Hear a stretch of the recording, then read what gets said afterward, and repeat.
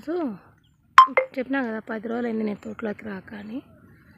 భారీగా తుంగ వచ్చేసిందండి, కలుపు దండిగా ఉంది. చూద్దామంటే వాతావరణం సహకరించలేదు. ఊళ్ళో పిలిచినాను, వాన ఉంది, వాన తగ్గితే వస్తామన్నారు. వాన తగ్గలే, అది అయ్యలే. 10 రోజులు అవుతుందంట వర్షం పడ్డము. కంటిన్యూస్గా 10 డేస్ పడుతుందని ఉద్దేశంతో ఇంక నేనే వచ్చి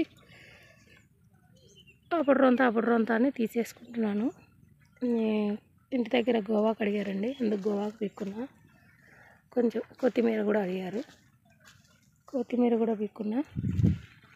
వర్షం భారీగా పడుతుంది. ఇంటి కోసం మరియు కొద్దిగా అమ్మడం కోసం కూడా ఆకుకూర అనేది తీసుకున్నాను. వర్షం ఆగట్లా, ఆగిందనుకో కలుపు పీక్కుంటాం. ఈ మోడల్స్లలో ఏంటంటే మనం కెమికల్ వాడడం కాబట్టి ఎక్కువ కలుపు అనేది వస్తుంది. చాలా వాన పడుతుంది అండి, వర్షం పడుతూ ఉంది.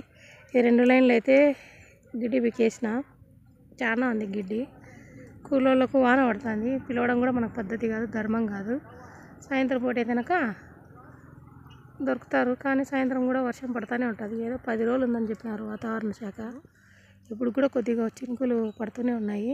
చూడండి, కలుపు భారీగా ఉంది. కోసం వెయిటింగ్, అంటే వాళ్ళు వచ్చేంత వరకు ఉంటే ఇంకా ఎక్కువ అయిపోతుంది, వనం అయిపోతుందని నేనే పీకినాను. పొద్దున్నే పిల్లల్ని స్కూల్లో వదిలిపెట్టి వచ్చి పీకేసినాను. మళ్ళీ నా పని నేను చేసుకోవాలి కదా, అందుకే.